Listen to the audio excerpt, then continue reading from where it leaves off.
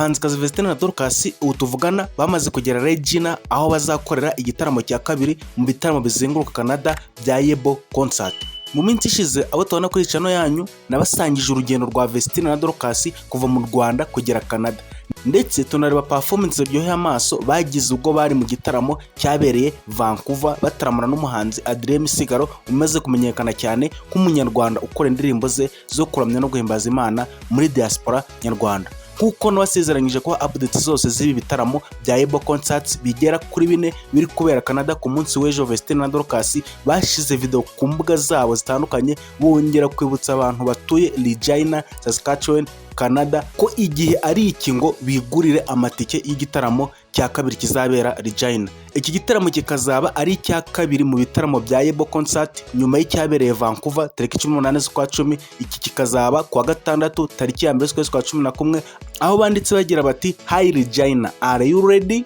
It's Yebo Concert. Buy your tickets." Bati muraho Regina, nanone turakomeje mu bitaramo bya Yebo Concert, mugure amatike.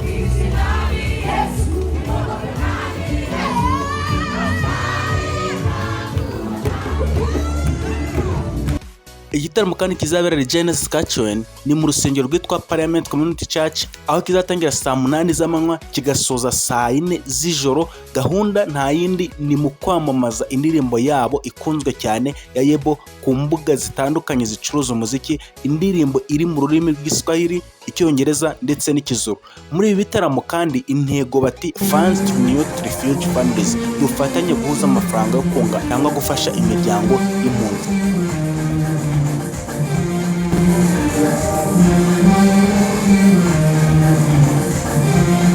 Irene nawe nka manager w'iri tsinda yagiye ku mbuga ze adusangiza ifoto atwereka ko bageze Regina, ati mugure amatike. Iri tsinda ni ukuvuga ko ubu tuvugana bamaze kuva Vancouver aho bakoreye igitaramo cya mbere, ubu bakaba bamaze kugera Regina, Saskatchewan muri Canada. Nanone bakaba bari gutegura ibijyanye n'igitaramo cya kabiri cya tariki ya 1 z'ukwa 11 muri Parliament Community Church. Abantu tubana aha murabizi gahunda ni ukuvuga ukuri, ibyiza tukabishima, ibi tukabinenga, ibyo gusapotinga tukabifasha uko dushoboye. Niba unyumva neza shima Imana aho igejeje ikora kuri ibi bitaramo. Ni ukuvuga ko tutari Regina Canada ariko isengesho rigera hose. Reka iri tsinda turibe bugufi mu isengesho tubereke Imana izongera ikora ibirenze ibyabereye Vancouver. Nanone ni G7 TV, kora subscribe.